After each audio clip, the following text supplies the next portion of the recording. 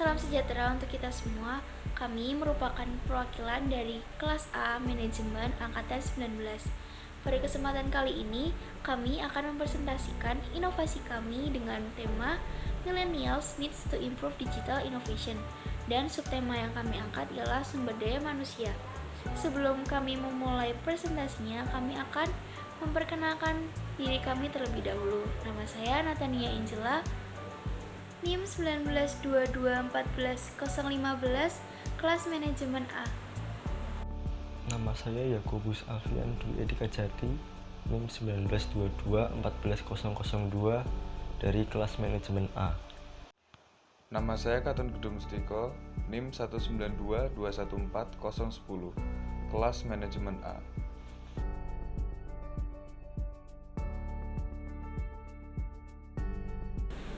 Judul presentasi kami adalah Sumber Daya Manusia di Era Milenial. Saya Natania Angela akan memulai presentasi ini. Saya akan menjelaskan arti dari SDM. SDM atau sumber daya manusia adalah individu produktif yang bekerja sebagai penggerak suatu organisasi, baik itu di dalam institusi maupun perusahaan yang memiliki fungsi sebagai aset, sehingga harus dilatih dan dikembangkan kemampuannya.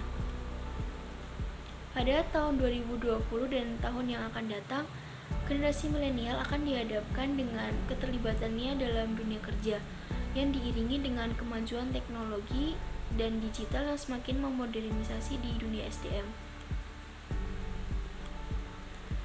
Apa sih kaum milenial ini?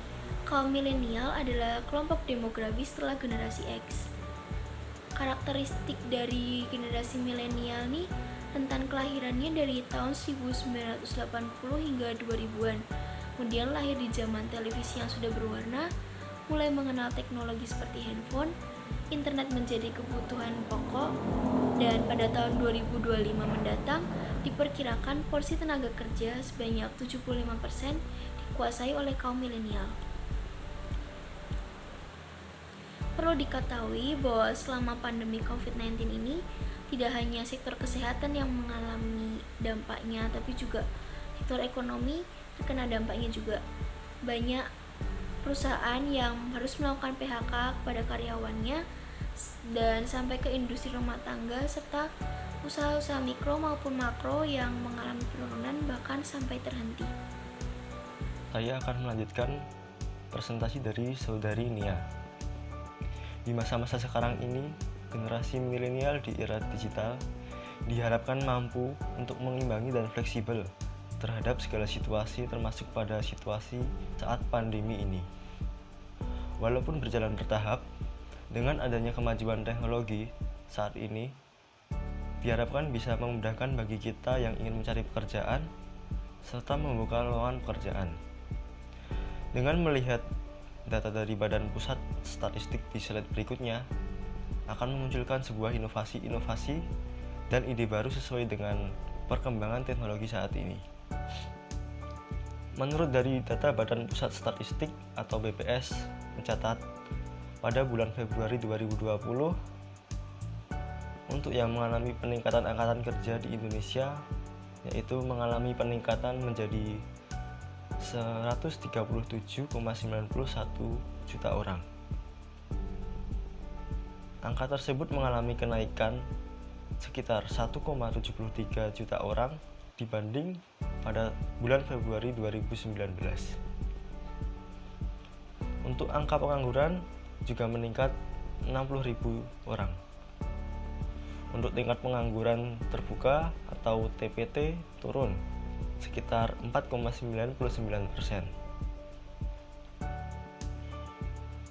Pada data Badan Pusat Statistik atau BPS juga mencatat pada bulan Februari untuk tingkat partisipasi kerja pada bulan Februari 2020 juga mengalami penurunan, yaitu dari 69,32% menjadi 69,17%. Untuk partisipasi angkatan kerja laki-laki lebih tinggi dibandingkan partisipasi angkatan kerja perempuan.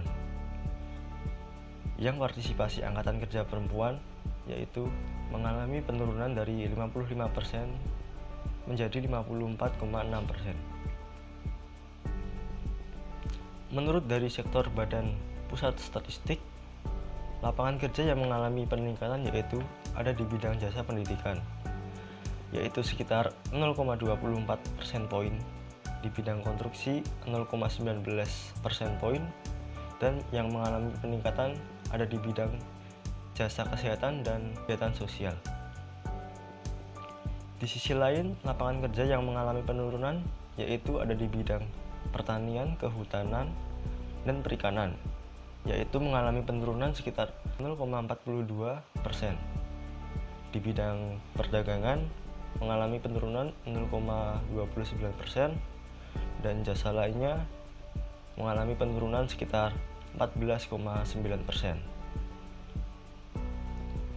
Masalah-masalah yang dihadapi para calon tenaga kerja di Indonesia.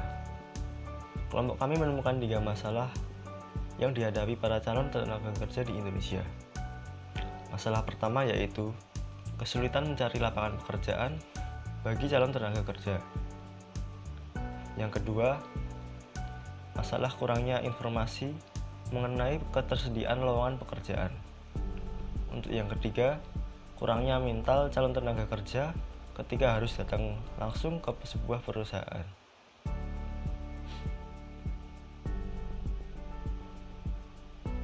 Kami membayangkan bahwa perusahaan-perusahaan di Indonesia membuat sebuah aplikasi yang menjadi satu berisikan tentang info lowongan pekerjaan.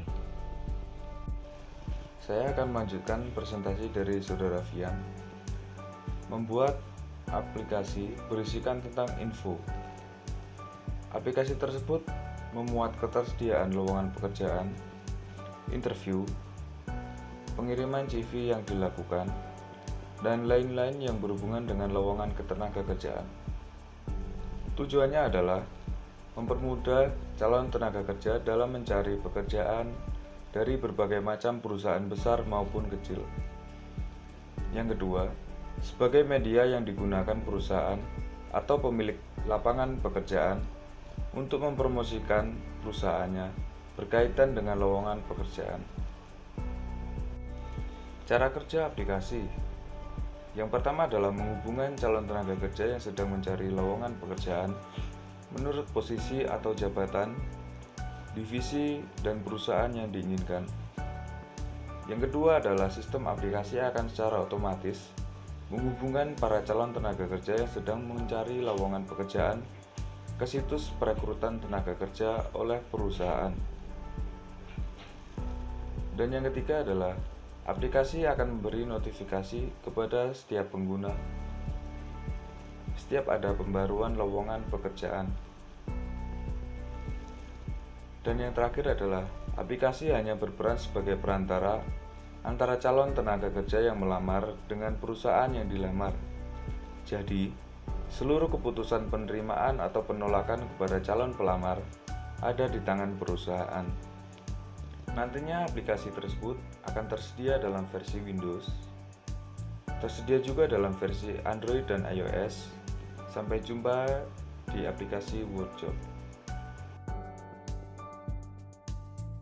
Kami ingin mengucapkan terima kasih kepada teman satu tim saya dan juga berterima kasih kepada teman-teman kelas serta pihak-pihak dari dalam maupun dari luar kampus yang telah membantu kelancaran dalam pembuatan video presentasi kami kali ini. Dan juga teruntuk teman-teman yang sudah hadir di sini untuk menyaksikan presentasi dari kami.